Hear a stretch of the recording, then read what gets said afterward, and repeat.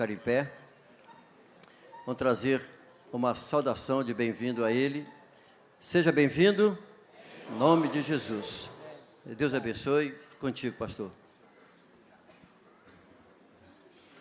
Meus irmãos, eu vos saúdo na doce, confortadora paz do Senhor. Por favor, de pé como já nos encontramos, vamos ao texto da primeira carta de Paulo a Timóteo, capítulo 4. Vamos ler inicialmente do versículo 5. Tem no livro aí também, me parece, na página 41. Eu transcrevi o texto. Página 41. Obrigado.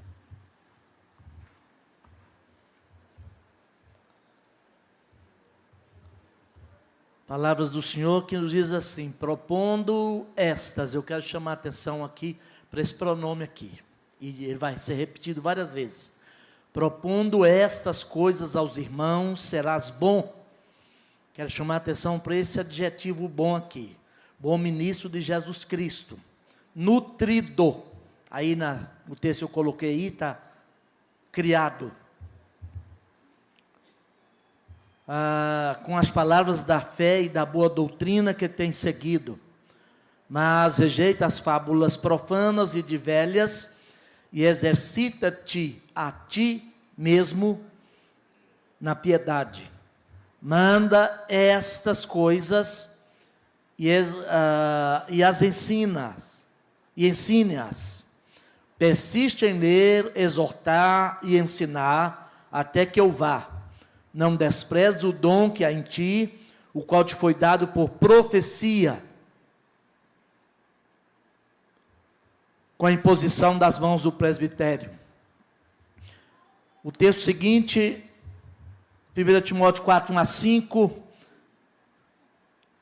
diz assim, me parece que aqui é 2 Timóteo, mas o Espírito expressamente diz que nos últimos tempos apostatarão alguns da fé, dando ouvidos a espíritos enganadores e a doutrina de demônios, pela hipocrisia de homens que falam mentiras, tendo cauterizado a consciência.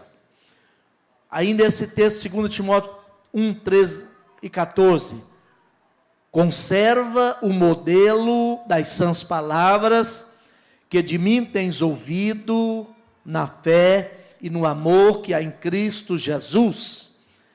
Guarda o bom depósito pelo Espírito Santo que habita em nós. Por favor, assentem-se. Antes de introduzir aqui nossa temática, eu quero penhoradamente agradecer ao Senhor pela honrosa oportunidade que tenho de participar desta escola bíblica anual aqui em Ipatinga. Abraçar aqui o pastor José Martins Calais Júnior, na pessoa do pastor Wallace Alves, coordenador, um dos coordenadores desta escola. E abraçando-os, eu abraço a todos os pastores e líderes e obreiros, e todos os amados irmãos que sobem à casa do Senhor, nesses dias, para estudarem um pouco mais a insofismável palavra de Deus. Todos sabem, eu venho de Goiânia, sou goiano, e estive em São Paulo, lá com o pastor Colenda, pastor Wallace também esteve, por muitos anos, tanto no curso, como depois, como um dos auxiliares ali, ajudando como monitor, como professor por 10 anos, mas em 2002 eu retornei para Goiás, e nessa ocasião voltei para Goiânia, para a Igreja Assembleia de Deus, Ministério de Campinas, que é o bairro onde está sediado o nosso trabalho, que dá nome ao nosso ministério. A primeira Igreja Assembleia de Deus fundada em Goiás, em 1933. E nesses 20 anos, completados agora, dia 5 de fevereiro deste ano em curso, completaram-se também 20 anos que eu auxilio como vice-presidente naquele campo de trabalho. Tenho alegria de estar na igreja, veja o que eu estou dizendo, estar na igreja, desde a minha tenra infância. Quando eu nasci, já passei dos 60, meus pais já eram servos de Deus. E o ano passado, e mais precisamente em julho, completaram-se 35 anos de ministério pastoral. E desses 35 anos, 32 pelo menos, diretamente ligado ao ministério do ensino. Razão que levou-me, por dever de ofício, a me dedicar um pouco mais no estudo das Escrituras e de tudo que diz respeito a ela, porque ninguém pode dar o que não tem, não é mesmo? E agora recordo desse instante das palavras do apóstolo Paulo à igreja em Roma, capítulo 12, versículo 7, daquela carta, quando disse: aquele que ensina, tem uma versão que diz: haja dedicação ao ensino. Outra versão vai dizer: esmere-se no fazê-lo. Chega na sua casa, você abre qualquer dicionário da língua portuguesa, especialmente o Aurélio Buarque de Holanda Ferreira, e veja lá o sentido do verbo esmerar. É o ofício que faz o operário, né? Não é isso? E o homem de Deus, no reino de Deus, o servo de Deus, é forjado no cadinho do labor. Tem aí fora um ditado muito apropriado até, que diz que na prática a teoria é outra. Na prática a teoria é outra. Mas a melhor prática procede de uma teoria bem elaborada. A gente precisa completar a ideia.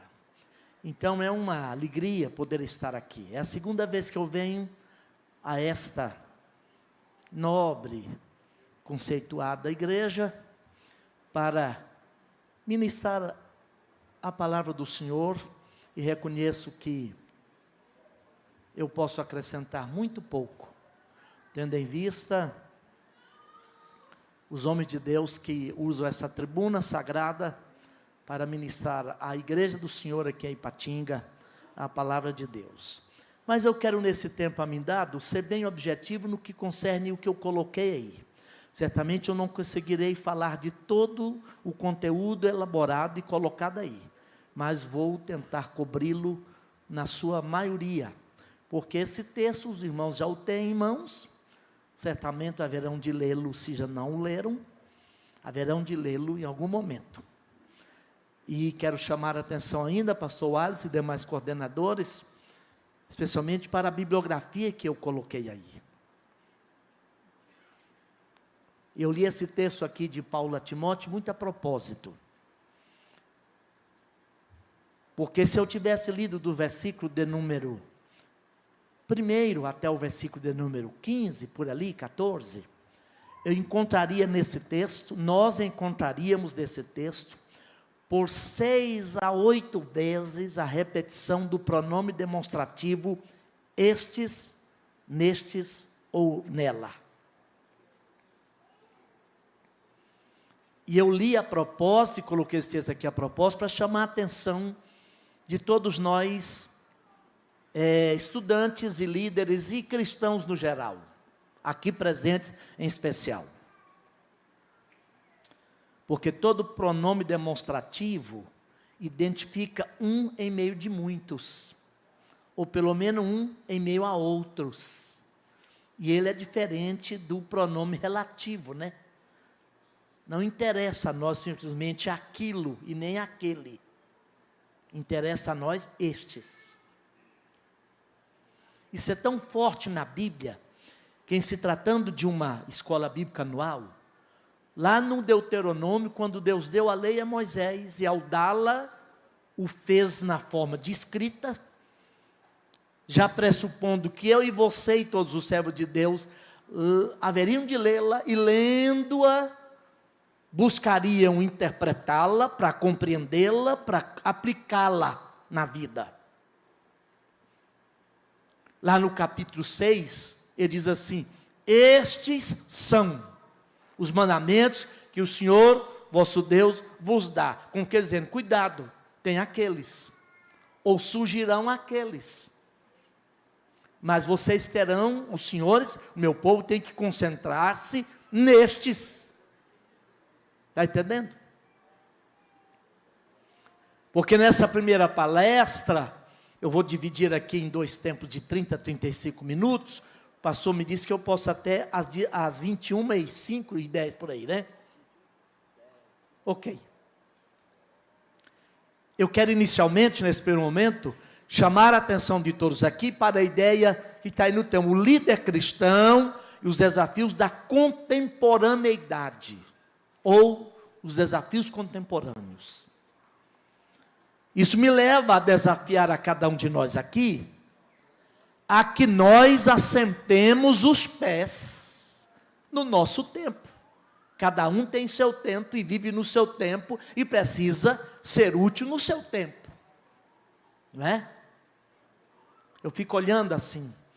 Jesus um dia, no seu ministério, foi arguido, abordado, por pessoas dizendo assim, naquele tempo, aí eles contaram a história do terrível e maldoso Pilatos, que matou algumas pessoas, alguns judeus da Galileia, e misturou o sangue humano com o sangue dos sacrifícios, naquele tempo. Deixa aquele tempo, vamos ficar no nosso, não é? E Jesus, ao responder, aí eles disseram também, colocaram também a ideia, aquela incidente ou acidente fatídico da queda da torre de Siloé, que matou 18 pessoas, querendo abster-se, analisar a distância, a situação.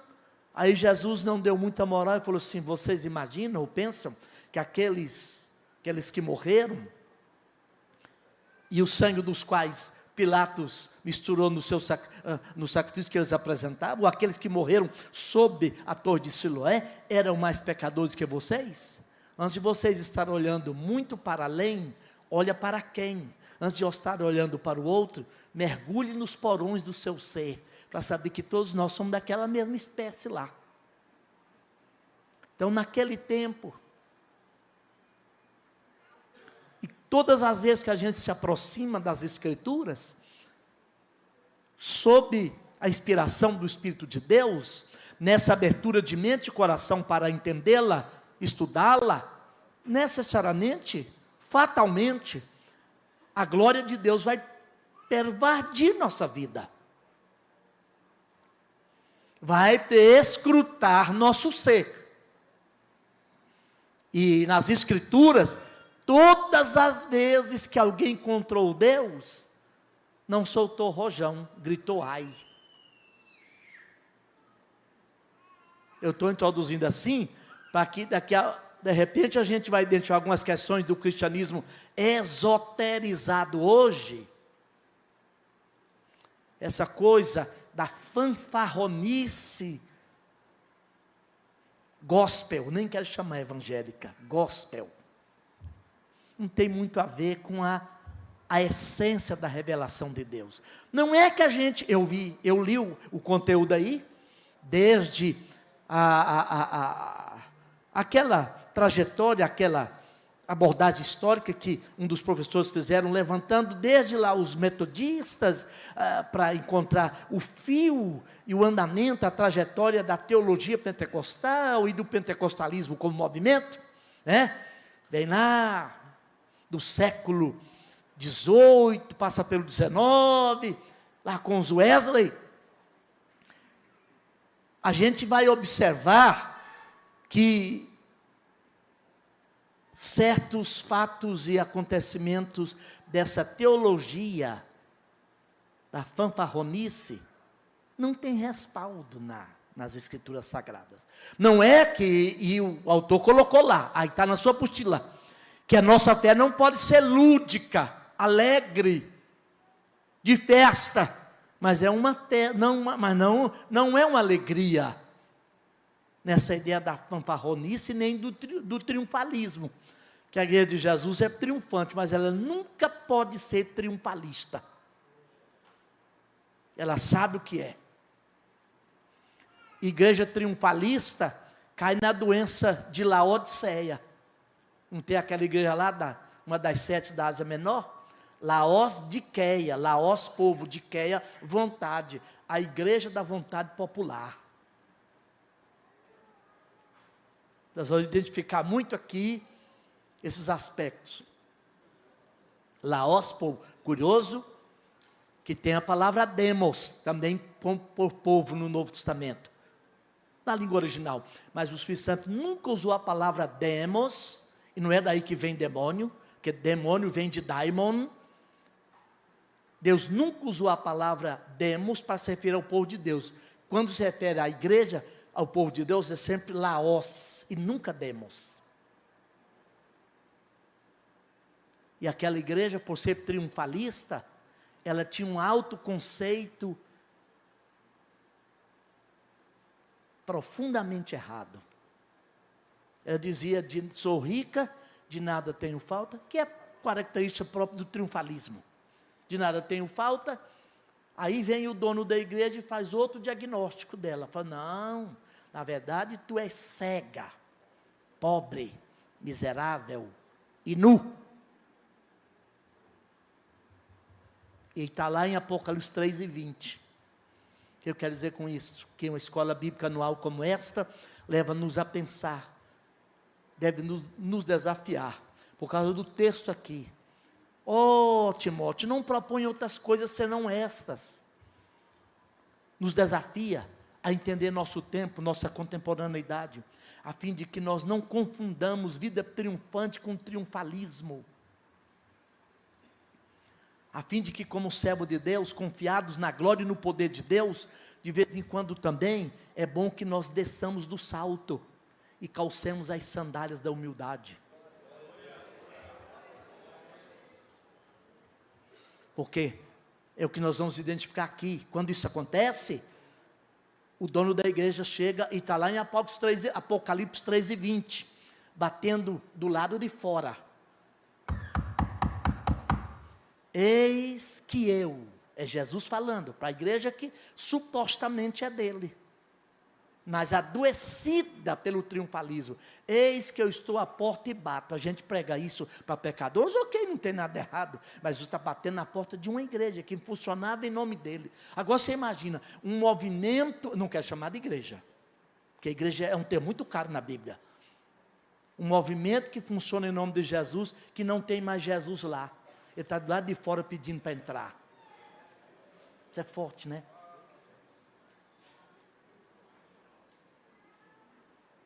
Um movimento que funciona em nome de Jesus, mas Jesus não está mais lá. E aí, introduzindo ainda, talvez seja essa preocupação do Espírito Santo, ao trazer-nos, ao dar-nos a revelação de Deus na forma de uma escritura. São aqui 66 livros, 39 no Antigo, 27 no Novo. Os 27 do Novo Testamento, 4 são evangelhos, que tem um quê de biografia, mas não é necessariamente uma biografia de Jesus, mas fala da vida, obra e ministério de Jesus, tanto a obra ativa quanto a obra passiva. Porque Jesus usou uma obra ativa e uma obra passiva.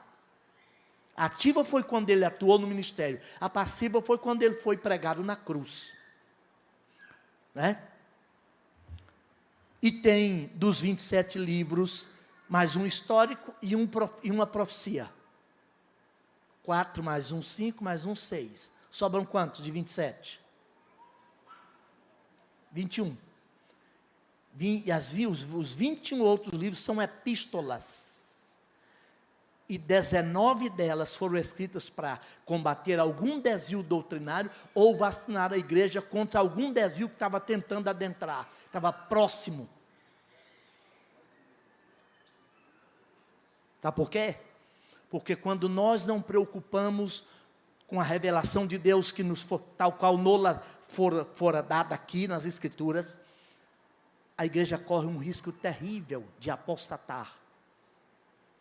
Alguém até disse muito acertadamente, a igreja está sempre a uma geração da apostasia, que essa geração de hoje, que não conhece, se não conhecer seu tempo, e a sua contemporaneidade, seus tempos, seus dias, a geração de amanhã será apóstata.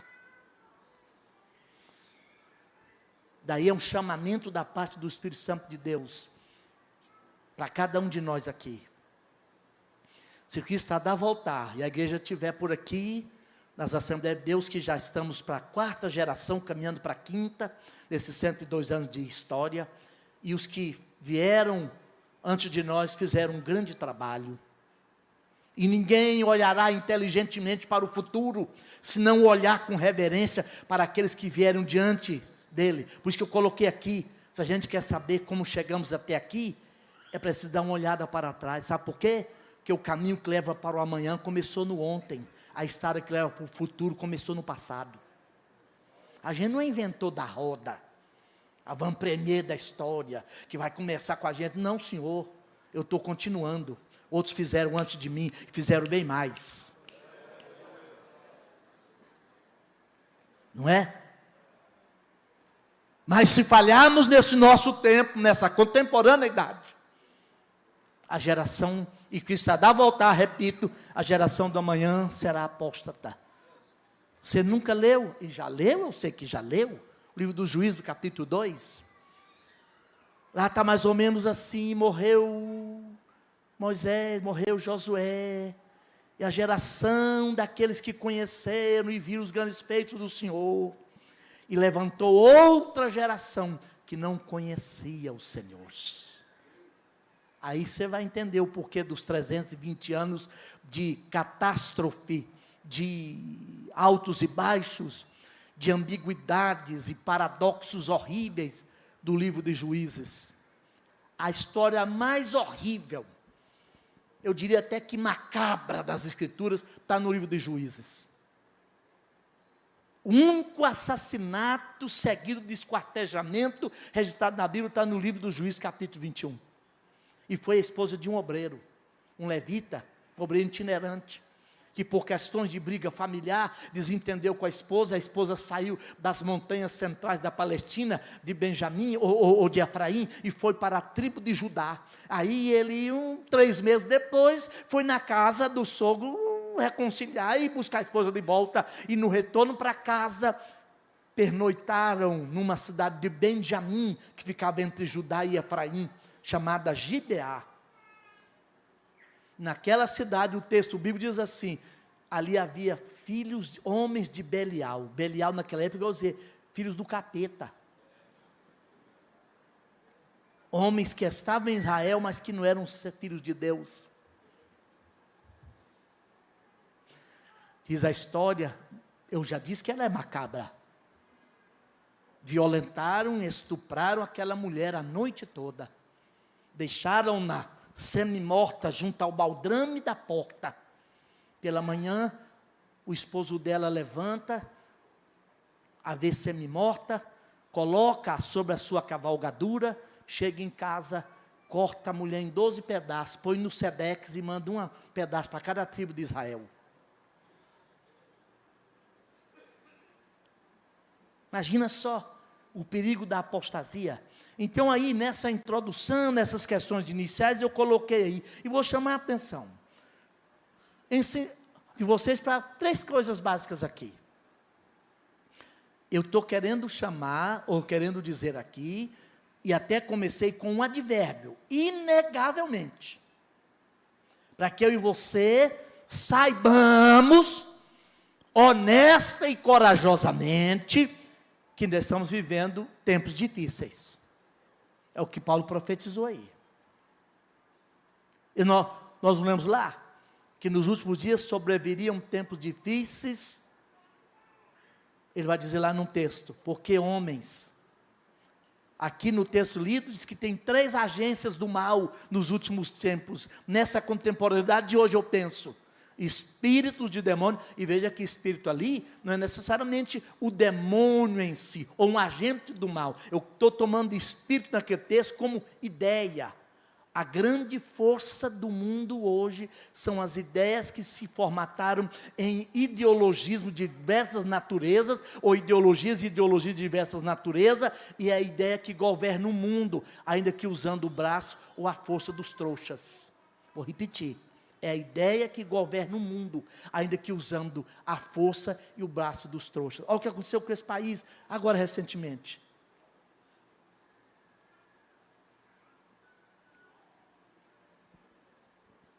E a gente acha que ideia não tem relevância, tem. É por isso, penso, que o Espírito de Deus trouxe a revelação do ser e a natureza de Deus na forma de escrita, a fim de que eu e você percebamos o que o Espírito quer comunicar aqui. E daí a importância da escola bíblica anual. Mas a segunda questão, eu usei outro advérbio. Aí o advérbio incontestavelmente é que eu e você percebamos a confusão generalizada instalada no meio evangélico hoje. Eu digo meio evangélico, não a igreja do Senhor que está aqui, ali ou acolá. O movimento evangélico, que está mais para evangelástico do que evangélico no sentido do adjetivo aí. Evangelástico no sentido de que, como um elástico, basta esticar um pouquinho, está cabendo de tudo dentro. Só dá uma esticadinha no elástico. Né? Terceira questão. É preciso corajosamente também admitirmos que nessa confusão toda generalizada, existe grupos chamados, eu botei entre aspas, evangélicos, que está folclorizando a fé, e uma fé que se torna meramente algo cultural e folcloricamente admitida, perde o seu impacto. Perde o seu impacto. Talvez seja uma razão, pastor Wallace, do porquê que, uma das razões mais enfáticas, do porquê a civilização ocidental cristã, eminentemente forjada pela cosmovisão, que é uma perspectiva ampla de mundo, a cosmovisão judaico-cristã está morrendo. E eu coloquei alguns livros aí sobre pluralismo cultural aí na bibliografia, para ver se eu emulo, se eu consigo despertar, emular em alguém a vontade de ler, especialmente nossos filhos, eu vou chegar lá daqui a pouco, que estão indo para a universidade agora, especialmente nas áreas de ciências humanas, e muitos deles vêm de lá com a cabeça totalmente, quando não perdem a fé. Isso lá em Goiás. E olha, nós acabamos de ter semana passada, quarta e quinta e sexta, eu estava ministrando um simpósio de pastores dirigentes do nosso campo lá em Caldas Novas, a cidade das Águas Quentes lá. Gente, todos os anos aluga um clube, fecha um hotel e leva para lá os 527, 540 dirigentes de igreja que nós temos lá. Somos 75, 76 mil membros no campo, 500 e poucas igrejas. Para falar com essa gente, para a gente conhecer o nosso tempo. O Evangelho não é moderno, mas também não é ultrapassado. a igreja não precisa preocupar em ser moderna, mas também não pode ser antiga, ela só tem que ser atual. Entendeu? A igreja não pode ser nem antiga nem moderna, ela tem que ser atual. O evangelho é o mesmo. E nesse universo de membros, e eu conheço, já estou lá há 20 anos como vice-presidente, e atendo todos os dias no gabinete, com exceção dos dias que eu estou fora, evidentemente, e ouço problemas de todas as ordens, principalmente nesta área. Eu tenho me dedicado muito ultimamente com palestras nesse sentido. Estou indo para uma cidade no norte de Goiás agora, no próximo final de semana, que é o carnaval, não neste, no próximo, né? O outro final de semana, para falar sobre ideologias contemporâneas, ideologia de gênero, todas essas questões. Porque essa folcloralização da fé. E aí, nós caímos inconscientemente num esoterismo. E caímos exatamente porque nos afastamos das Escrituras e esquecemos deste aqui. Aí eu quero ler só o parágrafo que está aí na sua apostila aí, olha, até a página 43. Acompanhe comigo aí.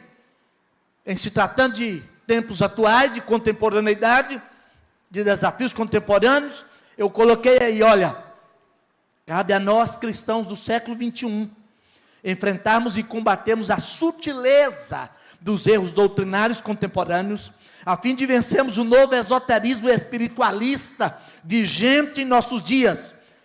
Como fazer isso? Reafirmando nossa convicção firmemente arraigada na imutável palavra de Deus.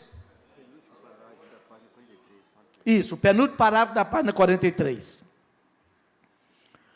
Como homem de Deus, nossa consciência só pode ser silenciada, escute o que eu coloquei aqui, estou lendo a propósito, pelo convencimento que procede da verdade e nunca, jamais pelo cinismo. Tem muita gente cínica no meio evangélico ou no meio evangelástico, e Deus não tem problema com as nossas fraquezas. Deus não tem problema até com os nossos pecados, desde que nós os levemos diante do Senhor. Deus só não tolera em nós o cinismo.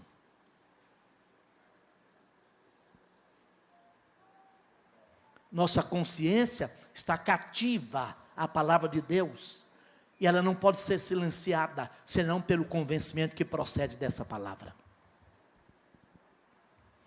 Mas aí vamos seguir aí. Mas como é que a gente vai agir nessa contemporaneidade, pastor?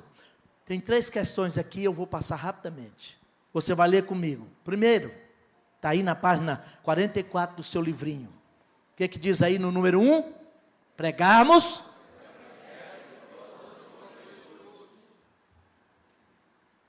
Falta nós uma capacidade, eu vou botar esse pronome nós enfático, e eu me incluo aí. Não é nada de pronome de modéstia.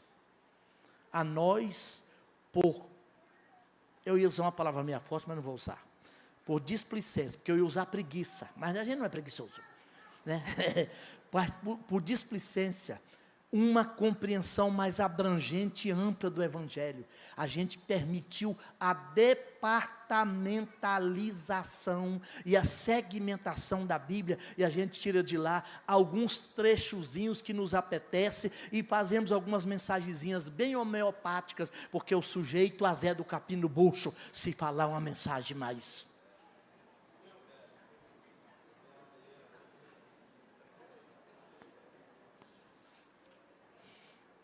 Aí a gente fez da Bíblia assim uma caixinha de bombom, já viu? Vai lá e tira o sabor que mais lhe apetece. Enquanto que Paulo falou, está no texto da próxima palestra, eu já estou antecipando que vamos de uma vez só assim, numa carreira só. Paulo falou, porque toda a Escritura é inspirada por Deus. Aí tem uma conjunção, no português é conjunção aditiva, no original é ilativa. E por ser inspirada por Deus e proveitosa. Toda a Escritura é inspirada por Deus e proveitosa. Aí dá. Ela é proveitosa para quê? Para ensinar, para redarguir, para corrigir, para instruir em justiça, a fim de que o homem... De quem? Deus quer a gente primeiro é para Ele, para depois envolver com a obra dEle. Que Deus não terceiriza a obra. Deus não contrata trabalhadores terceirizados para o reino. Ele só usa filhos e servos dEle. Por isso que Paulo falou, Paulo, o Espírito Santo através de Lucas registrou lá em Atos 13. Havia na igreja, eu gosto disso, do verbo haver no sentido de existir. Estava lá. Então alguém não precisa se preocupar com mão de obra forânea. Havia na igreja que estava em Antioquia alguns pastores, doutores e mestres. Que igreja, hein? Ensinar, contração do artigo definido feminino singular, mas a preposição do locativo em estabelece um lugar onde. Só está na igreja, se ela é igreja, enquanto igreja, porque é igreja. E se for igreja, Deus coloca lá, lá tem, está lá. Estava na igreja que estava em Antioquia, alguns pastores, doutores e mestres, havia. Disse o Espírito Santo, apartai-me, olha esse pronomezinho, oblíquo átono da primeira pessoa do singular, aparta para mim, porque quem não for meu não pode envolver com o meu trabalho. Aparta primeiro para mim, porque se o Paulo e o Barnabé não for meu, também não manda eles em meu nome não, porque primeiro tem que ser meu.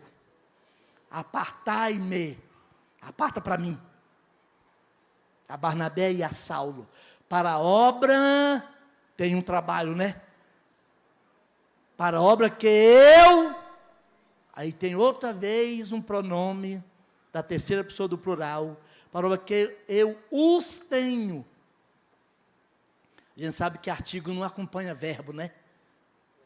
O artigo só acompanha substantivo, adjetivos e alguns pronomes. Quando uma palavrinha, os, está antecipando a uma forma verbal, aí tem que ser pronome, porque não pode ser artigo. Para a obra que eu os tenho. Então quem é que chamou? É Deus, eu já chamei. Porque eles são chamados e são da minha igreja. Estão aí, a mão de obra está aí. Eles são meus, então mandem meu nome. Jesus quer você primeiro, para depois ser você ser obreiro dele. Tem que pregar o evangelho todo. Em todo o tempo. A todos os homens. E ao homem todo. Fala bem. Pregar o evangelho todo, em todo o tempo, a todos os homens e ao homem todo. Abra a sua Bíblia aí, Atos 20 e 27.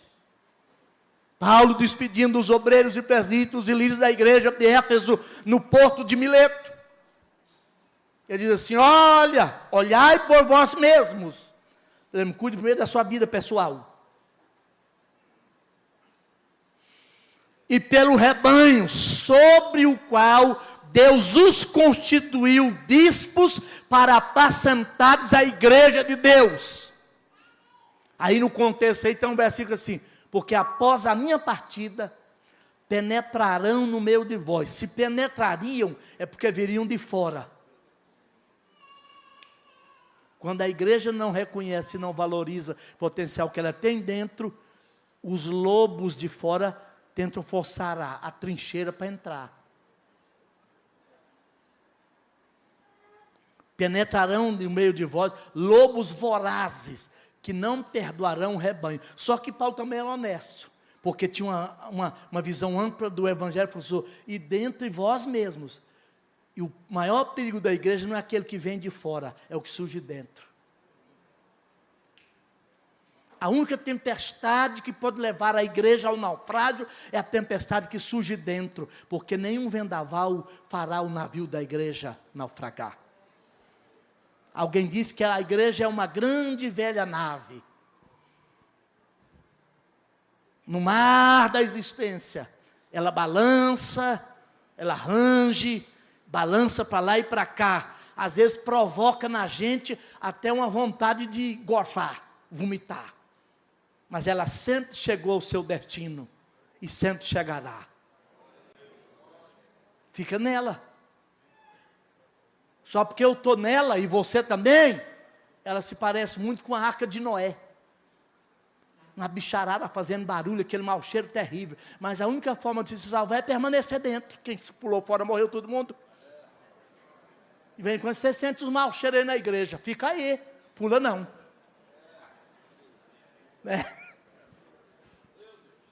Fica aí dentro. Ok? Aí no versículo 27 que eu citei, Paulo falou assim, olha, porque jamais deixei de vos anunciar. O que diz aí a palavra? Todo o conselho de Deus. Aí os irmãos vão ler o resto aí.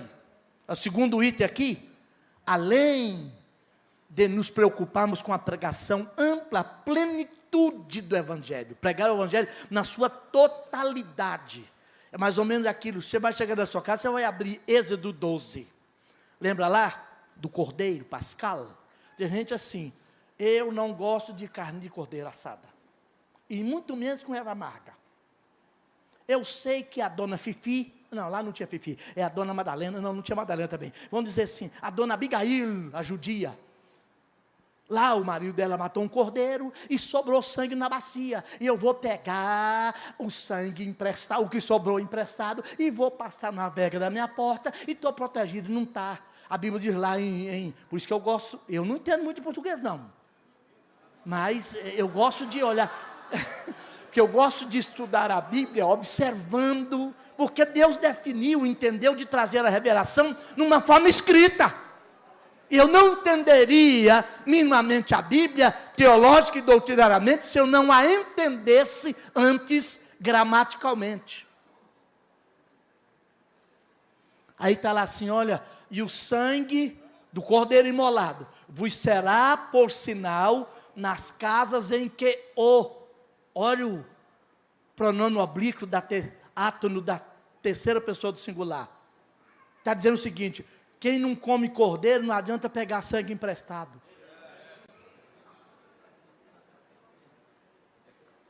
Porque tem gente assim que só quer a proteção do cordeiro, mas não quer degustar a canelinha seca do cordeiro com a erva amarga. E na Bíblia só tira aquela partezinha mais, o Senhor é meu pastor e nada me faltará, aleluia.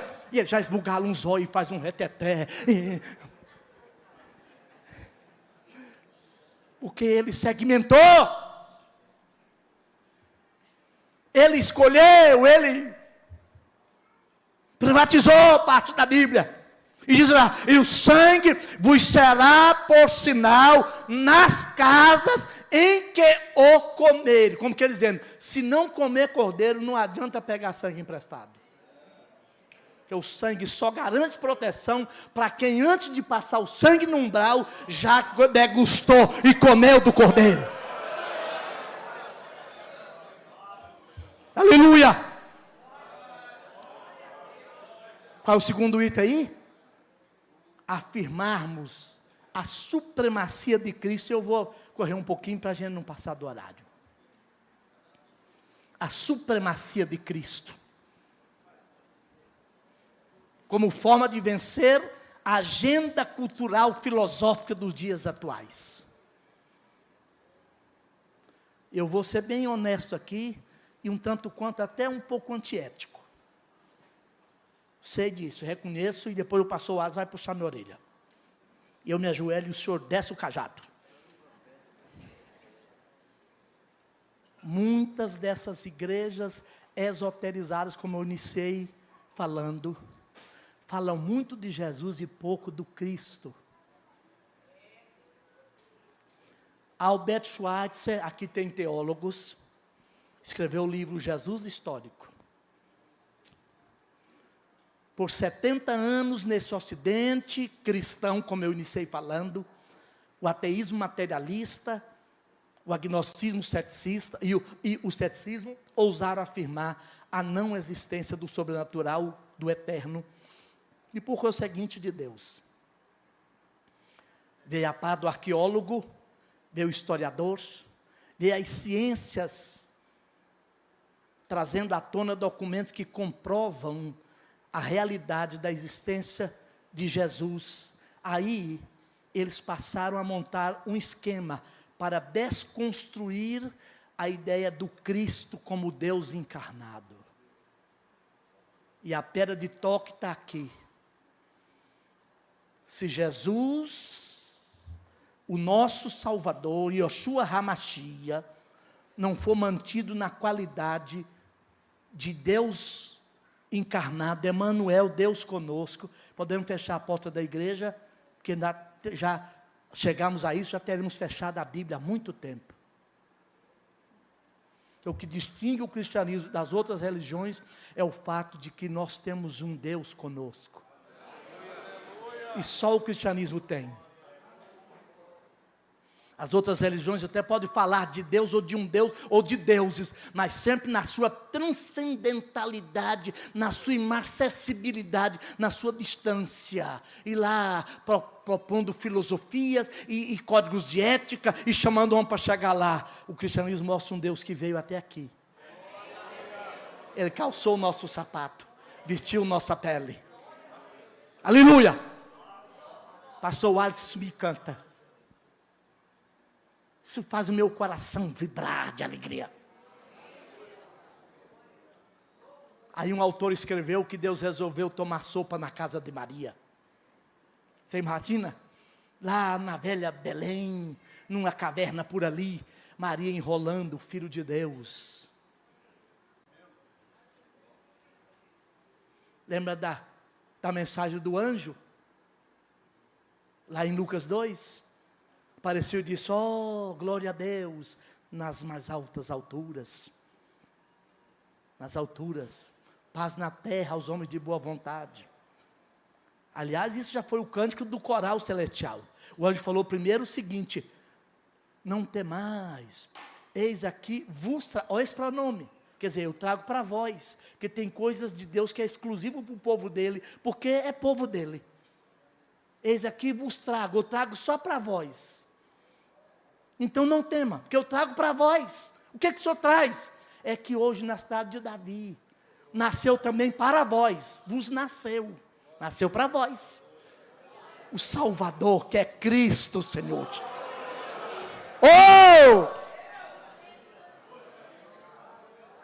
E junto com aquele anjo, apareceu outros anjos, e foi até hoje, a única apresentação do coral celestial feito na terra. Fez para uma congregação bem pequena de trabalhadores do turno da noite, igual esse que trabalha à noite aí nas usinas de Ipatinga.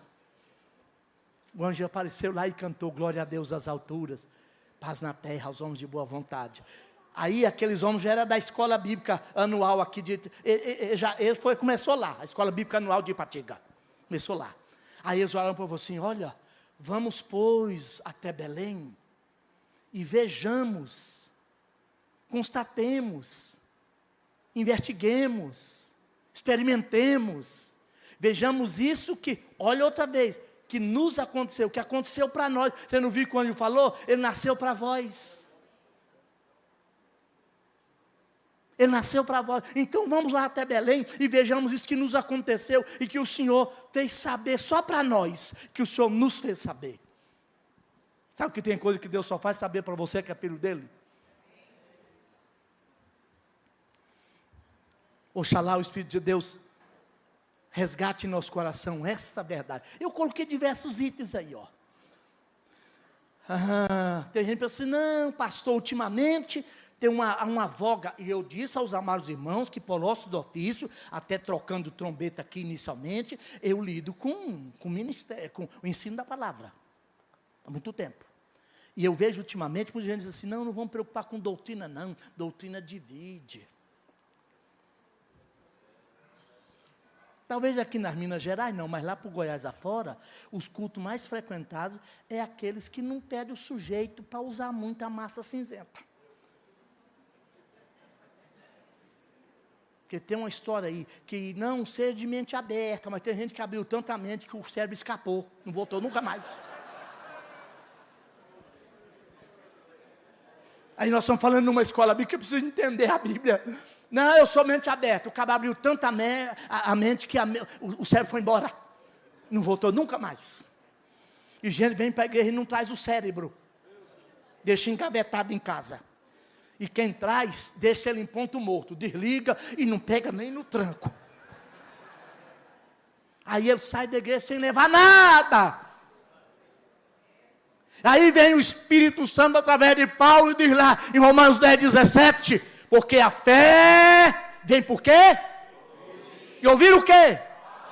Ah, mas antes da palavra tem a pregação, que a palavra precisa ser explanada, explicada, para ser entendida. E a fé vem pelo ouvir a pregação pela palavra de Cristo. Agora, como é que o sujeito vai alcançar a fé e crescimento espiritual? Nós vamos falar daqui a pouco da segunda aula. Se ele não leva nada.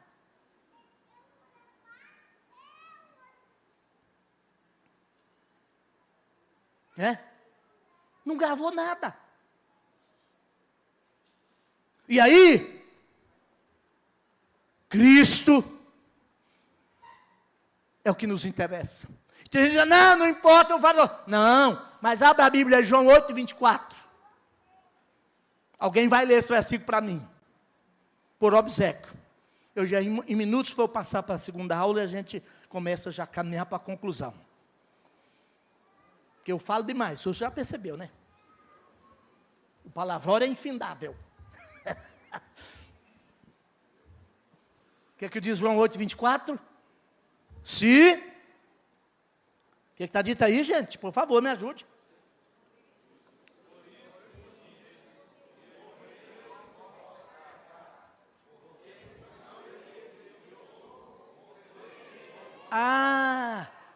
Se não credes que eu sou. Então tem implicações eternas. Por isso que João escreveu o Evangelho, seu Evangelho, ou o Evangelho de Jesus Cristo, para apresentar Jesus, o Filho eterno de Deus. E aí no Evangelho aparece 7 vezes a palavra egoimi, egoimi, egoimi. No texto grego não se usa o pronome do caso reto para conjugar um verbo, a não ser para efeito de ênfase.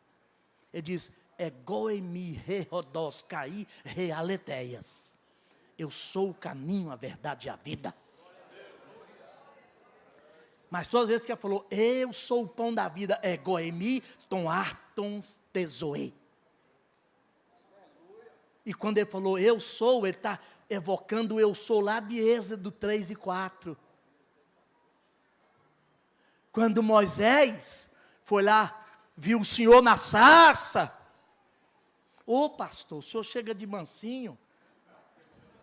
Prazer estar com o senhor, viu? Alegria minha, pastor Calais. Ele viu a sarça queimando, na atitude daqueles pastores, ele tentou caminhar para lá. Aí Deus falou com ele, não, eu não vou, eu tenho a língua pesada, eu não sei falar direito, e já tal, aí ele falou, e outra coisa, o faraó é grande demais, e ele vai me perseguir. Ele falou, senhora, chega lá. Aí Moisés pergunta, qual é o seu nome, meu? Quando chega lá, eu vou dizer quem me mandou. Fala assim, fala que eu sou. O eu sou me mandou. Falou, aí que Deus está dizendo assim, fala para o faraó que ele pensa que é, mas não é que é não. O eu sou, aqui ó, eu sou, ele não é. Sou eu que sou. Aí Jesus evoca essa expressão lá, se vocês não acreditarem e crerem que eu sou, pereceram os vossos pecados. Então, eu vou cometer mais uma pequena antiética aqui. Essas igrejas novas do homem do chapéuzão, já viu? Essas igrejas que usa talide, aquela coisa toda, falam muito de Jesus como psicólogo, curandeiro, palestrante de autoajuda, coach, mas não fala dele como Cristo, porque as ideologias de hoje, pastor, está fazendo, ou está tentando, sutilmente, desconstruir da nossa mente a ideia de quem Cristo é. E eu vou repetir, a pedra de toque que distingue o cristianismo das outras religiões é o fato que a gente tem um Deus encarnado. E só o cristianismo tem. A gente não tem sabido explorar isso. Lembra de Jesus, Mateus 16? Eu não vou ler, vocês vão ler em casa. Jesus está na última viagem para o norte da Palestina e começa a última viagem para Jerusalém, na última semana de vida.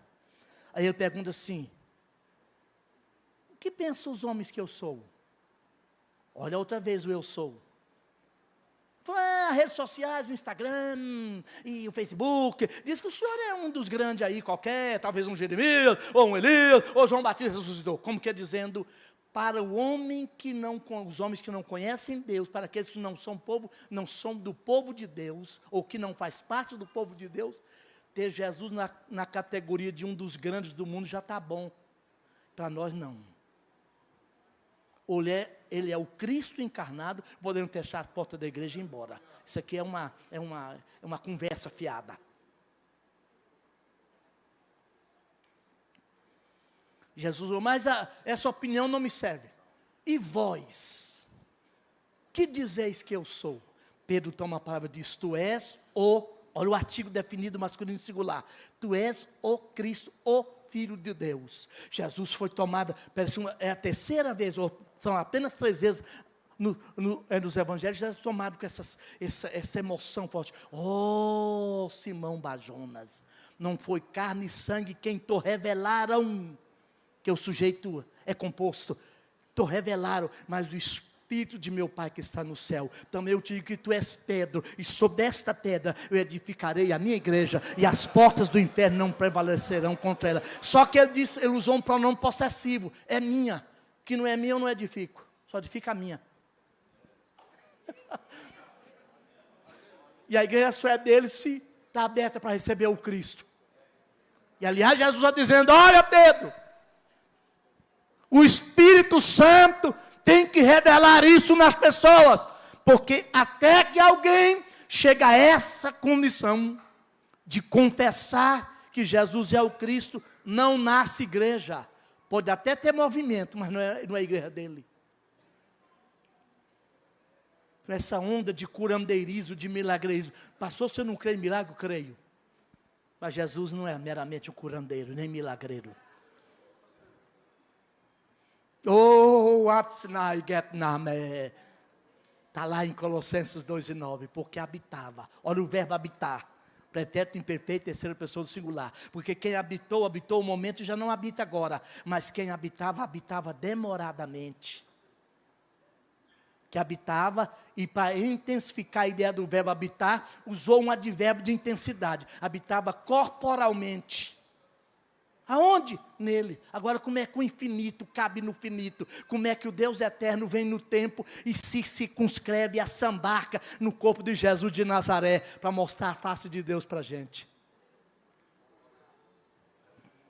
O Filipe levou uma lição aquele dia lá em João 14. Falou, Jesus, o senhor está falando aí que não veio de modo próprio, que o senhor é o Pai que te enviou. É o seguinte, mostra-nos o Pai, isso está bastante, o senhor fala aqui. Ele falou assim, Filipe, eu estou há tanto tempo convosco que vós não me conheceis.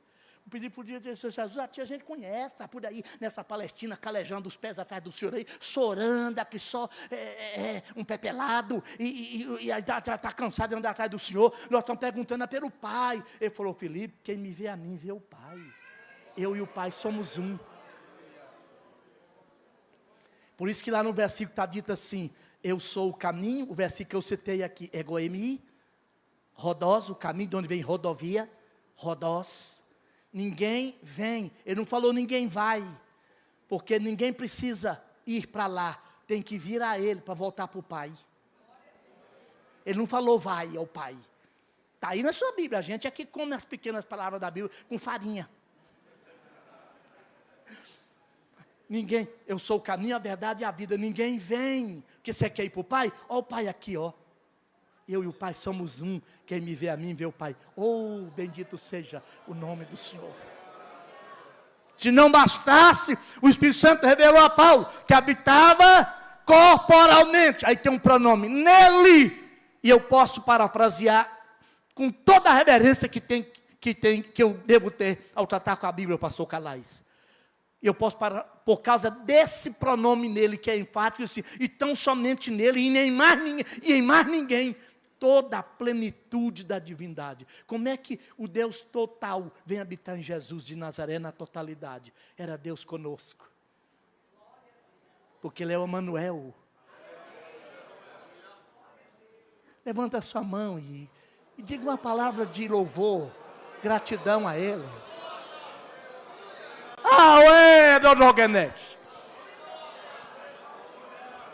Gente, isso me basta. Eu não preciso de mais nada para ser cristão. Isso só me basta. Porque eu vejo na Bíblia apenas 3 milagres. Os outros são consequências desses 3 milagres. Quais é? O primeiro. Quais são? Primeiro, a criação ex nihilo. Quando Deus poderosamente do nada fez tudo. Ele disse, haja e houve. Que João começa assim, né? No princípio era o verbo, a palavra que criava. O segundo milagre, a encarnação de Deus no corpo de um menino, de um homem judeu. Esse é o maior milagre de toda a história. E milagre é milagre porque não se explica. Como é que o eterno vem conter-se no tempo infinito, no finito? Meu Deus do céu! Naquele dia em Betânia, João 13, aqueles 12 apóstolos, inclusive o Judão traidor,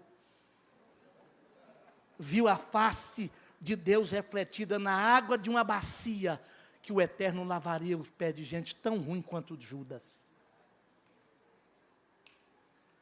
Gente, quem é Cristo para você? Como vencer, como agir como igreja nesse tempo da contemporaneidade? Aí sim eu faço a ponte para a segunda aula, para a gente encerrar. Crescermos, e crescermos, eu queria até ter colocado um advérbio aqui para fortalecer o verbo crescer. Crescermos permanentemente no conhecimento das doutrinas fundamentais da fé. Eu vou dizer por quê em 2 minutos. Nossa fé, e está explicado aí nesses outros 6, 7 itens aí. 6 itens.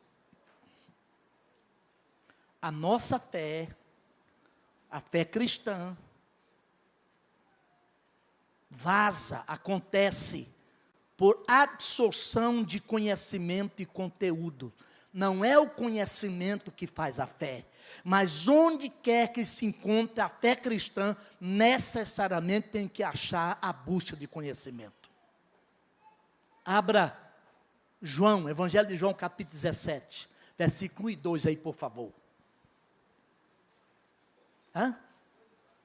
É o terceiro, obrigado, meu irmão. Terceiro lugar. Crescer permanentemente no conhecimento das doutrinas basilares da nossa fé. Porque eu disse que nossa fé cristã, eminentemente, é uma fé de conhecimento. O que é que diz João 17, 1 e 2 aí?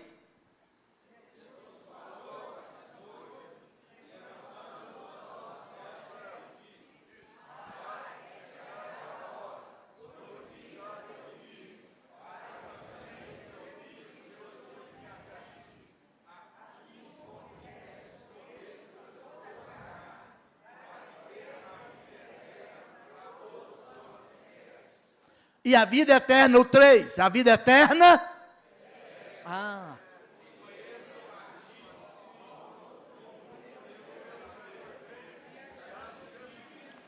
Até a vida eterna, essencialmente, é conhecer o Senhor. Aí eu cito aqui, para ter uma conotação, até com um link, uma relação com a natureza da nossa escola bíblica anual, que Jesus falou terminando o sermão da montanha em Mateus 7. Veja que ele termina dizendo assim, olha, nem todo que me diz Senhor, Senhor entrará no reino dos céus, mas aquele que faz a vontade de meu Pai que está lá. Mas naquele dia apareceram uns, penso que do lado de fora, batendo, abre-nos a porta. Aí vai perguntar lá, quem sois? Que para Deus é muito mais importante ser do que fazer. Porque no reino de Deus, se o meu fazer não resulta do meu ser, não tem valor nenhum. no cristianismo não é fazendo que eu chego a ser, é por ser que eu chego ao fazer. Ele falou assim, não, eu não vos conheço. Como é que não conhece? Em teu nome nós fizemos. Olha, Jesus está usando o verbo conhecer. Eu não sei de onde sois. Quem sois vós? Insistindo para abrir a porta do céu com a folha de serviço prestado. E ninguém entra lá com serviço prestado. Só peça serviço por ser filho de Deus. Eu não sei falando lá, apartai-me a Barnabé e a Saulo. Porque se não for dele, não adianta trabalhar para ele. Porque ele não tem sindicato. Porque todo sindicato tem uns peleguinhos e o céu não tem pelego. Né? Não é isso? Ele disse, aí, não, em teu nome, nós fizemos. A questão não é fazer, é ser. Expulsamos muitos demônios, profetizando, pregando. E a voz lá de Deus respondeu assim, olha, eu não vos conheço. Entre nós não teve nenhum feedback, nenhum conhecimento, nenhum relacionamento. Apartai-vos de mim, vós que praticais iniquidade. Agora fica sobre como é que alguém usa o nome dele, vivendo em iniquidade e pecado, e faz a obra dele? Não há risco maior do que se envolver com o reino de Deus e ficar do lado de fora do céu. Não há risco maior para nós que nos envolvemos com a obra de Deus, de chegarmos tão perto do céu quanto Judas, mas ter a alma vendida para o capeta. Aí não entra. Judas estava lá na mesa da ceia, do lado direito de Jesus. Leonardo da Vinci errou redondamente. No quadro da última ceia ele botou o João do lado esquerdo e o Pedrão do lado direito. Quem está do lado direito era o Judas. Está aí no texto, é só a gente ler com atenção. Jesus mandou o Pedro e o João, aliás, Pedro e João, na verdade, preparar o cenáculo para a ceia. E a ceia, o anfitrião era ele, por isso que lá está. Todep não queria como. A festa é do Senhor, não é sua nem minha. Quando a gente vem para a ceia do Senhor aqui, você é apenas um convidado, porque o anfitrião é ele. A ceia não é sua, é dele. Ele é o dono da ceia. No original está, Todep não tu queria como. Aí, por alguma razão, o Pedro chegou atrasado. A mesa era um U aberto aqui, e não era uma mesa como a nossa, que a gente senta com os pés debaixo é uma mesa, é um divã que as pessoas sentavam, ou escoravam com o braço direito, ou esquerdo melhor, e com os pés para trás. Por isso que a mulher ungiu os pés de Jesus na ceia. Ela não virou uma cadelinha debaixo da mesa, procurando os pés de Jesus. Que sentava com os pés para trás. E aí, aqui do lado direito do U da mesa, estavam os convidados mais ilustres de Jesus, ele aqui no centro, o João aqui do lado dele, ele trouxe o Judas para cá, e os menos importantes aqui desse lado, e no outro lugar, para não perturbar o andar da ceia, o escravo lava pé. Aquele que ao sentar ali tinha a obrigação de lavar os pés de todos. E não lavava os pés por causa de higiene, lavava os pés para relaxar, para ficar mais à vontade na ceia. O escaldamento, o relax, como o pastor falou ali. Quando o Pedrão chegou meio atrasado, que pegou aquele lugarzinho, todo mundo ficou olhando para ele, aí Pedro, agora, mas ele já vinha discutindo que era grande, aí como é que ele ia pegar? Eles vinham discutindo de lá da Galileia, quem era o maior, como é que ele vai pegar? Como Pedro não fez, Jesus tira a túnica, o Cristo de Deus, tira a túnica, cinge a toalha e pega a bacia. Começa a lavar daqui, da parte direita, passa por aqui, lava o de João, lava o de Judas. Quando chega lá, por que só Pedro disse, tu não me lavas? Porque falou, Senhor, pelo menos isso. Isso era função minha. Eu não quis fazer. O Senhor não me lava. Ele falou, se eu não te lavar, tu não tem parte comigo. E o Pedro era assim, era 880. Falou, então banha tudo. Ele falou, não, que está... Gente, essas considerações finais vocês lerão aí. Mas a segunda questão aqui na nossa, eu até vou aqui pela apostila para você acompanhar. Agora na página 48. Mas como passou agora então? Identificada, ou seja, enfrentado esse momento, identificada essa realidade, como é que a gente vai vencer esses desafios dos dias atuais? Aí eu coloquei aqui. Alcançando a maturidade espiritual, a fim de vencer os desafios dos dias atuais. Eu não vou ler essas considerações iniciais, que você já tem aí. Mas deixa eu dizer algo mais aqui. Primeiro, o item 1 está dizendo aqui, a teologia e a maturidade cristã dos crentes. A Bíblia chama a regeneração de palinginesia. Nós não estamos prontos. Daí a necessidade de escolas anuais, bíblicas anuais como esta. Na salvação, nós somos libertos da condenação do pecado na justificação. Agora não há nenhuma condenação para aqueles que estão em Cristo Jesus. A justificação liquidou num ato forense, e aqui tem operadores do direito, advogado sabe disso, num ato forense, um ato unilateral de Deus por causa da nossa fé em Cristo, Deus declarou-nos justificados, que é a palavra de kaiosune, ou de kaiosis. É como pegar a ficha de um criminoso e o juiz bater lá, absolvido. Não porque eu mereço, mas porque quando eu vim para Cristo, Deus, mediante a minha fé, eu que me submeti a Cristo, Deus pegou a justiça de Cristo e debitou na minha conta, creditou em meu favor, e chama na Bíblia de imputação. Por isso que diz, agora nenhuma condenação há para aqueles que estão onde? Em Cristo. Jesus olha de lá, não vê o Enoque, vê o Enoque em Cristo, vestido com as roupas de Cristo. Aí declarou, ele não deve mais. Está perdoado. Agora, na santificação, que o processo é um processo prolongado e paulatino, nós vamos vencendo o poder do pecado. E essa santificação é também chamada na Bíblia de maturidade. Nós nascemos, tudo quanto nasce precisa crescer, desenvolver e amadurecer. Está lá em Hebreus capítulo 5 e 11 de aos Hebreus. Eu vou citar parafraseando lá. O autor sagrado dizendo assim, pelo tempo decorrido, devíeis ser mestres.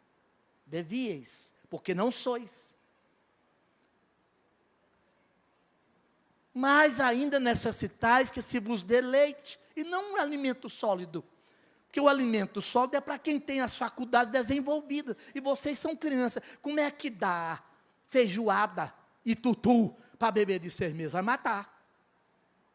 Mas também não mantém marmanjo de 72 quilos, 75 quilos, o bicho cheio de bíceps e tríceps, tomando papinha de mucilon todo dia. Mas por faltar essa vontade de estudar a Bíblia, de conhecer, de crescer naquilo do terceiro item da primeira aula, no conhecimento das doutrinas fundamentais da fé, a gente se acostumou com o mínimo, tendo o máximo de Deus para a gente. O pastor leu conosco aqui Salmo 119. Quanto amo, o quê? É a minha? De vez em quando. Todo dia. Deus deu a lei e falou assim, Moisés, nela lerás todos os dias da tua vida. No capítulo 6 de Deuteronômio, lá mais à frente, vai dizer assim, olha, fala dela, andando pelo caminho, assentado na sua casa, levantando, põe ela para o testeiro, onde você passa toda hora, para você gravar, põe lá. E eu não vou nem perguntar. Mas muitos de nós passamos um ano inteiro sem ler sequer o Novo Testamento. Aí eu penso, mas por que eu não cresço? Tá aí a resposta, meu irmão.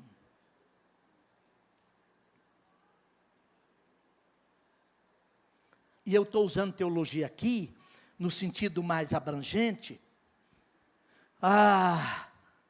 que é o conjunto, teologia como a sistematização das doutrinas e verdades que compõem o arcabouço e o conjunto da nossa fé. Que tem a fé objetiva e a fé subjetiva. A fé pessoal tem graus de... Paulo fala assim, não pense cada um sobre si mesmo, além da medida da fé que Deus distribuiu para cada um. É a fé subjetiva, que é o ato de crer, de confiar. Mas a fé objetiva é aquilo que Judas falou, batalhardes pela fé que uma vez por toda foi dada aos santos. É esse conjunto de verdades que define você como cristão. Se você não crê em alguma delas, você não pode dizer que é cristão. Porque o que define a mim e a você como cristão é o fato de nós crermos e abraçarmos e crermos e defendermos um conjunto de verdades ensinado pela palavra de Deus. Isso é teologia, não é nada coisa pedante. Ele diz assim, não, agora eu sou teólogo, ele aprende uma terminologia nova por lá, e vem com a verborragia, mas às vezes entende pouco. Aí eu quero, para a gente já começar a encerrar, dizer o seguinte, esse desafio, penso que é o mais necessário e contundente para nós hoje. Sabe por quê? Porque nós, as Assembleias de Deus, eu estou fazendo uma constatação, pastor José Martins Calais Júnior, não há crítica. Nesses 112 anos de história, que vamos completar agora, dia 18 de junho, nós somos pelo menos 75 anos averso, não vou dizer adversário, mas não valorizando muito o conhecimento bíblico, teológico, para conseguirmos fazer aquela abrangência da pregação do Evangelho que eu iniciei na primeira aula. Aí, por pressão que veio de fora da própria sociedade, que o país se escolarizou muito. Nós temos lá na nossa igreja sede em Campinas, juízes, desembargadores. Até recentemente, dos 3 senadores do estado de Goiás, 2 eram membros da nossa igreja, sentavam lá no púlpito. E sem falar de advogados e médicos, porque a sociedade mudou. Seus filhos, você não fez a faculdade em nenhuma área, muitos de nós que tínhamos o 2º grau lá atrás, já sentimos quase doutor. Mas hoje nossos filhos foram para a faculdade, fizeram a graduação, a pós-graduação, já fizeram o mestrado, estão para doutorado, e muitos deles hoje são PhDs, pós-doutorado. E sentam lá, e quando me vê lendo a Bíblia, e explicando a Bíblia, ele fala assim, não, mas aquele homem disse que aquela Bíblia é a palavra de Deus, mas ele está fazendo o texto sangrar, ele não respeita nem o texto. Como é que eu posso acreditar nisso? Pressionado por essa demanda que veio de lá, pela pressão que veio de lá, aí nós nos despertamos para a teologia acadêmica. Nós temos uma faculdade lá, chamada FACEB. Só que, por ficarmos muito tempo, pastor Calais, sem preparar a mão de obra qualificada para atuação nisso, e nós lembramos do pastor Colenda, que fala muito disso, nós tivemos que buscar mão de obra entre os nossos irmãos, e alguns nem tão irmãos assim, é mais para primo mesmo de 3º grau, mão de obra entre presbiterianos, batistas, e eles trouxeram para cá a visão calvinista.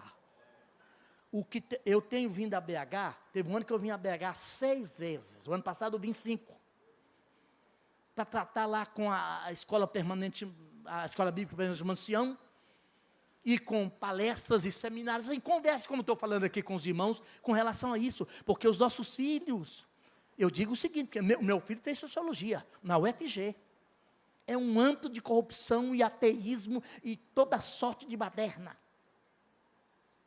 Permanece crente, graças a Deus, porque desde que nasceu, quando não sabia ler, meu livro está lá tudo riscado, tinha que tomar na mão dele.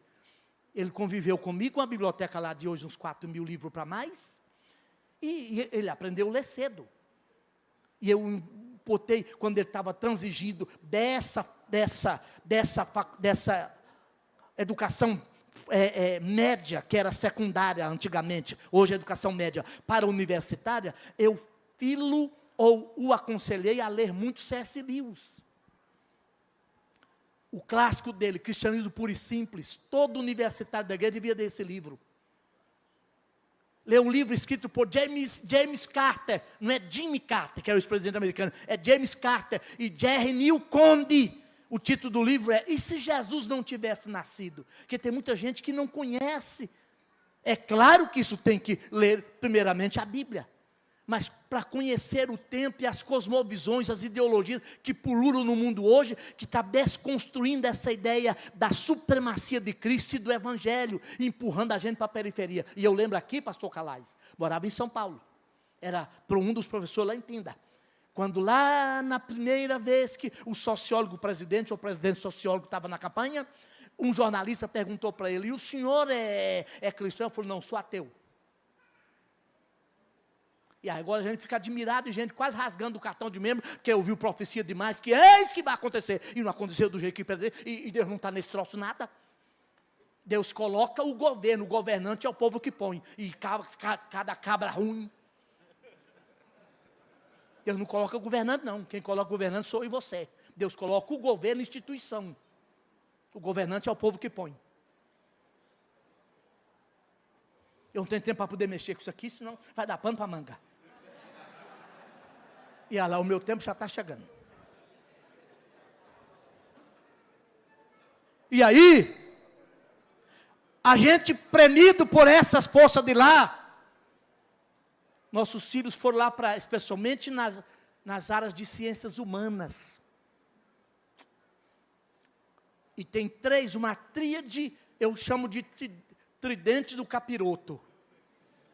A filosofia, o humanismo e o relativismo ético. É o tridente do capiroto, do capeta hoje. O humanismo retirou Deus do trono, entronizou o homem. E fez de Deus, no máximo, um poder para ser manipulado e usado para alguns interesses particulares. Não é mais o Senhor. Por isso que a gente vê diminuída a supremacia, o lugar supremo que Cristo tem que ocupar na nossa fé. Aliás, a filosofia naturalista e humanista, o que é o naturalismo? O naturalismo é a visão que nega, ideológica e filosoficamente, a tese central da Bíblia, que é a queda. Estou falando aqui de salvação, de crescimento na fé. Eu disse a justificação, a santificação, que é o processo desse crescimento. Só que o naturalismo não parte da ideia de que o homem é um ser caído. E à luz da teologia, eu tenho falado muito isso, pastor Calais, por esse Brasil afora aí, em seminários e simpósios, escola bíblica, eu vou muito, o meu fraco é isso, assim, é falar com líderes, com obreiros. Falar de teologia, de doutrina.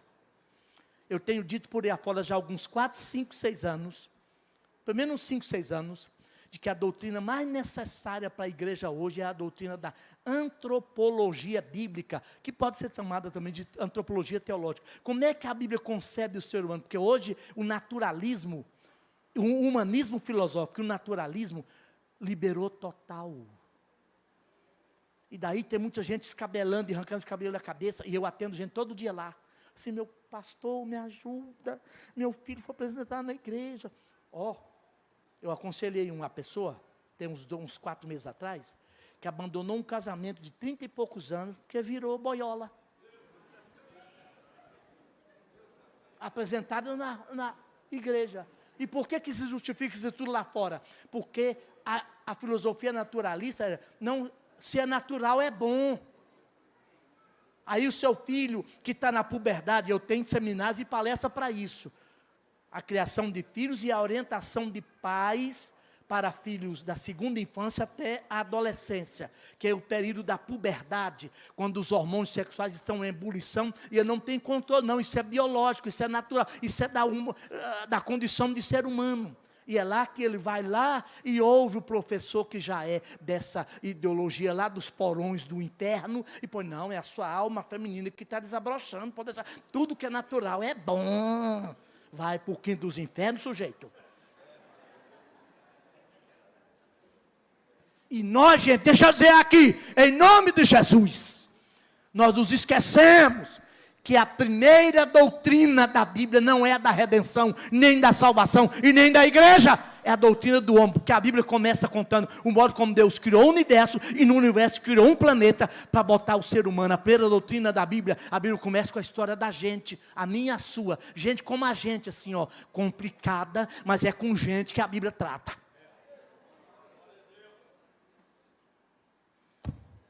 Aí o diabo bota na cabeça e das pessoas, é outra ideologia teológica que vem dessa busca da teologização. Especialmente pastor Calais e pastor Wallace, no âmbito dos segmentos neopentecostal esoterizado que eu falei lá na primeira aula, é explorar o poder. E nós nos esquecemos que a ação de Deus é nunca demonstrar poder. Deus não bota ringue para lutar com o diabo. Sai dessa que Deus quer demonstrar poder com o diabo. Deus não precisa provar nada para ninguém, porque quem é, e Ele é. Sabe como é que o pecado entrou no mundo? O diabo chegou lá na Eva e falou assim, é assim que Deus disse? Olha, o diabo interessado no que Deus fala, né? É assim que Deus disse? Não, de toda a árvore do jardim não comerás. Olha bem, só mudou um advérbio de negação do lugar. Por que a gente tem que vir na escola bíblica anual aqui de Ipatinga todo ano? Porque ela é anual, porque acontece todo ano, né? É para a gente não cair na conversa mole do capiroto. Chegou para ela, foi assim que Deus disse, de toda a árvore do jardim não comerás. Não, Deus é tão bom para a raça humana, que Ele universaliza a permissão e individualiza a proibição. Ela falou, não é bem assim não. Deus falou assim, olha, está aí o jardim, de toda a árvore do jardim pode comer livremente, mas daquela única ali, dela não comerá. A Eva já baratinada, assim aloprada, confundida, falou, não, e disse, não pode nem tocar, aí já é por conta dela. Deus não falou nem tocar. Aí o diabo falou assim, não, é porque ele sabe que no dia que dela comer, vocês serão tão poderosos, iguais a ele. Olha a mentira. E até hoje o diabo trabalha, até no meio evangélico, explorando o poder. E junto com o poder vem domínio e controle. Sabe o dia da maior vitória de Deus? O dia que o Deus Todo-Poderoso, o Pantocraton, está vulnerabilizado e pregado numa cruz. Foi lá o dia da maior vitória dele. Porque Deus optou pela fraqueza. Deus optou. Aí o diabo até hoje põe na cabeça das pessoas que Deus nos criou como seres humanos. E aí esse ser humano cai na lábia do diabo e quer ser Deus. E Deus, que sempre foi Deus, vira a gente como a gente, para ver se a gente aprende a ser gente, para ver se trata com gentileza todas as gente. E aí a gente quer ser grande.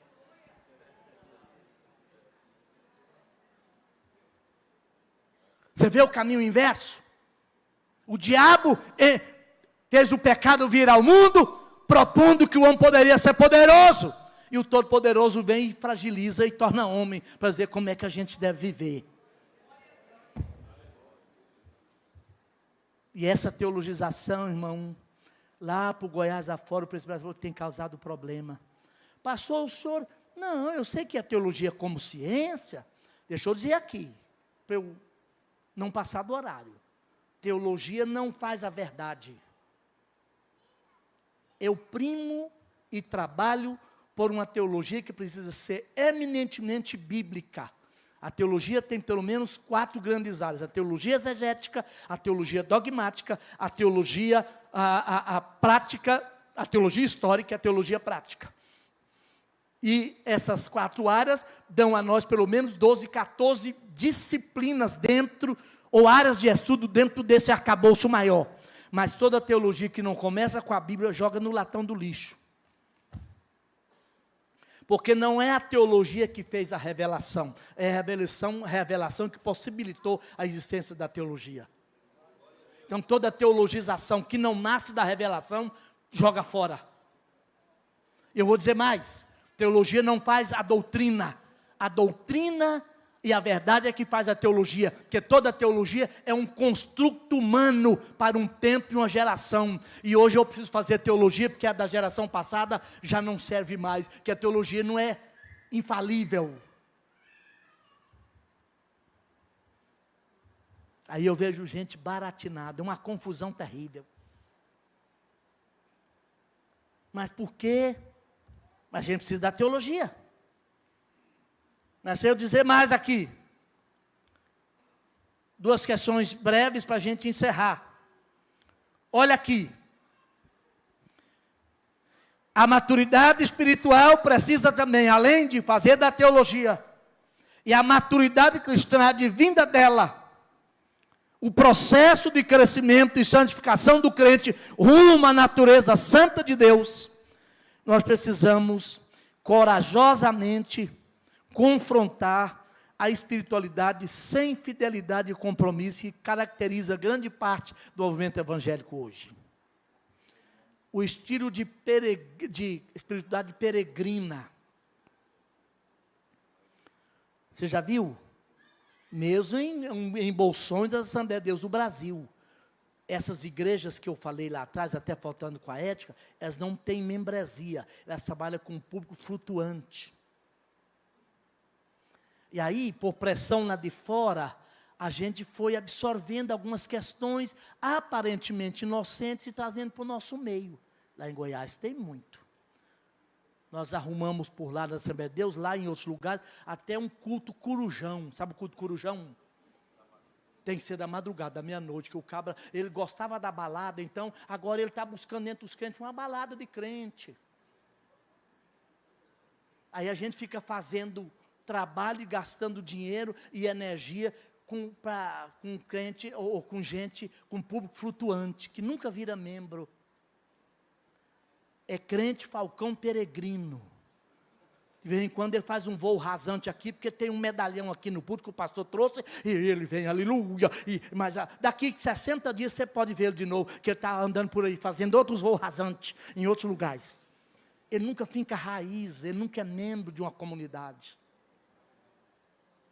E isso cria uma igreja, ou uma comunidade, ou um contingente de crentes, sem fidelidade e compromisso com a igreja do Senhor Jesus. Que ele não é comprometido. Não é? E por último aqui, olha, a maturidade, ou penúltimo, a maturidade e a compreensão do Evangelho. Me dói muito na alma, não vou ler tudo aqui, mas eu falei disso lá nas questões introdutórias ou nas questões iniciais, e coloco aqui também. Não há algo mais danoso para esse nosso tempo, além dessa teologização academicista demais, uma teologia que está lidando com o pedante, está virando pedantismo, que não faz a pessoa mais humilde. Lembra que eu iniciei falando que todos que encontram Deus nunca soltaram o rojão, gritaram ai? Gente que imagina porque lê um pouco mais e estudou um pouco mais, aí ele não é mais ensinável. E quem não é ensinável não pode ensinar ninguém. Quem não senta no banco para aprender não pode levantar-se para ensinar outro.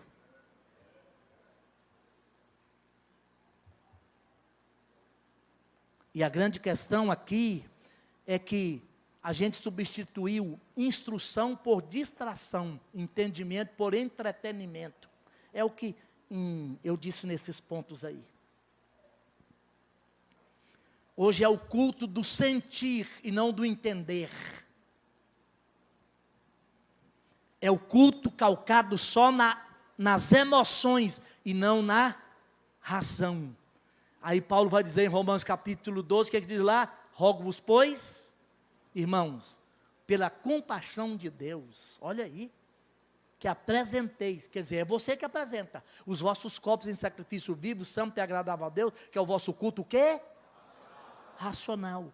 Culto sem entendimento, não recebido por Deus.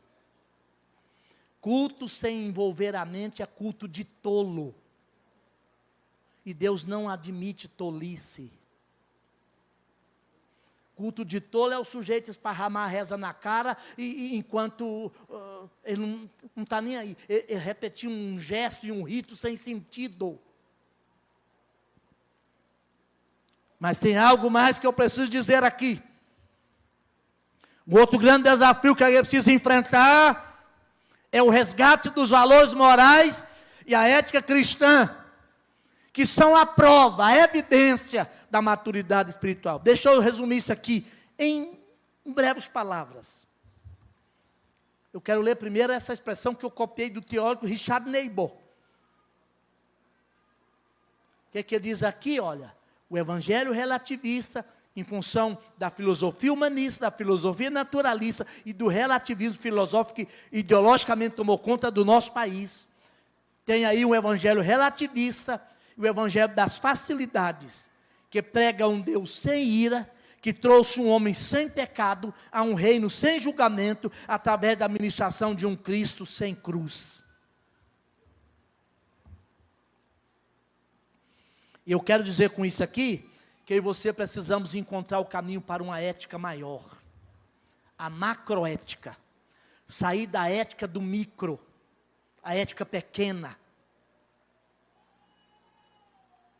Para não incorrermos naquela ideia, ou aquela vergonha, que aconteceu com um ministrante alguns anos atrás, que chegou numa igreja, convidado para ministrar, medalhão, sentou lá, auditório lotado, alguém, chegou a hora dele pregar, quando ele pega o microfone, alguém lá da retaguarda começou a gritar, fala mais alto. Ele pediu, põe mais som aí. Continua dizendo, fala mais alto. Falou, põe mais som, não está ouvindo lá. Até que ele cheirou a corda, falou, o que está acontecendo? O cara lá ficou de pé e falou, sim, fala mais alto, porque o que tu fazes não me deixa ouvir o que tu dizes.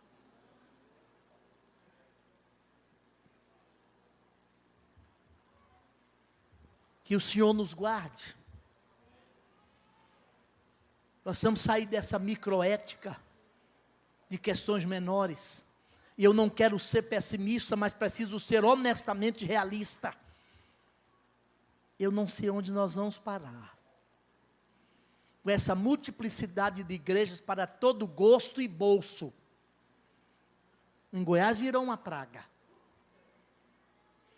E eu não quero acreditar naquela máxima de antigamente, que é melhor abrir uma igreja do que um bar. Começa errado. Como é que compara a igreja com bar? Se comparar com bar, já está por trás, ainda que inconscientemente, a ideia de que é para entreter mesmo. A igreja não existe para divertir bodes, é para alimentar ovelhas.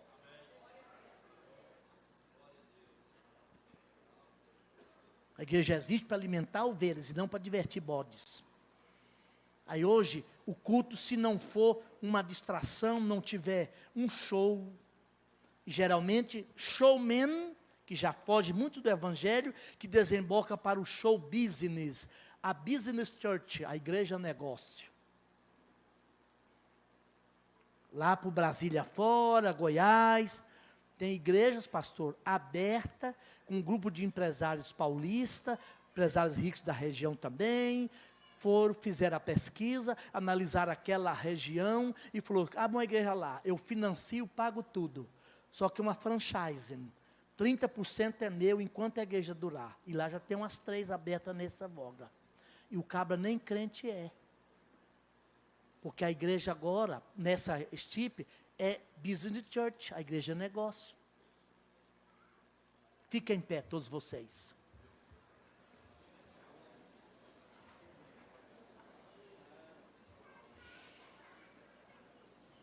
Tem aí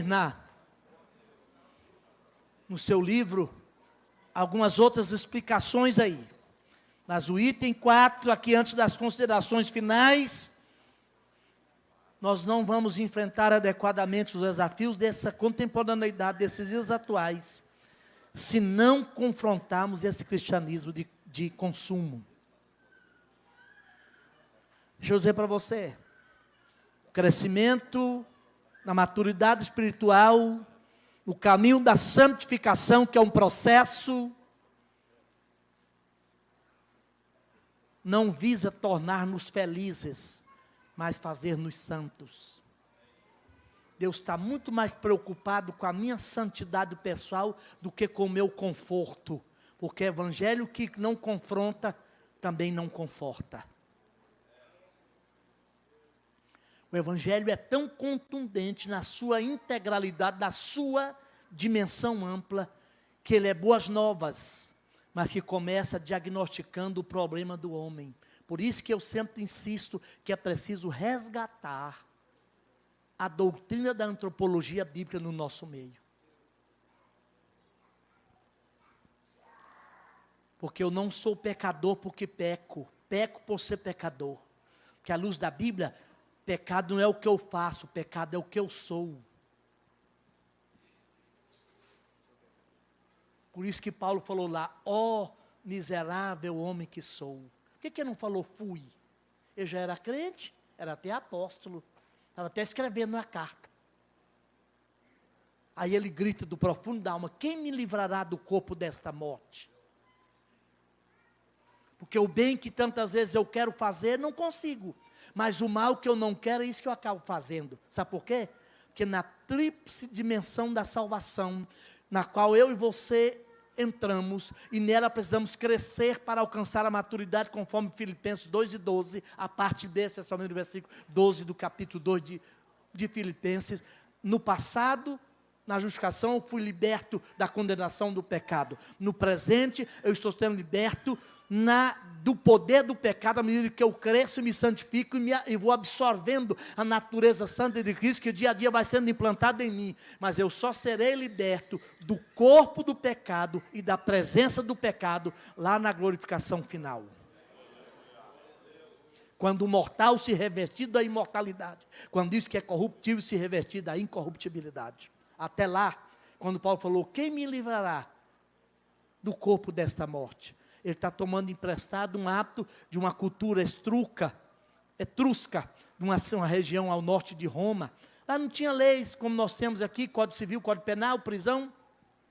Quando alguém assassinava um outro, a condenação era carregar o corpo do defunto nas costas até apodrecer e cair. Eu já sou salvo, mas de vez em quando eu sinto o mau cheiro do velho homem, que ele está aqui. Aí o teólogo diz que santidade não é fachada religiosa, nem cara de beneditino, Jesus, Maria, José. Santidade é um coração permanente consciente da sua fraqueza. E é porque eu sou consciente dela que eu estou vigiando, que se eu baixar a guarda, Satanás me pega. Pai querido, nós estamos nessa escola anual, escola bíblica anual da sua igreja, que está aqui em Ipatinga.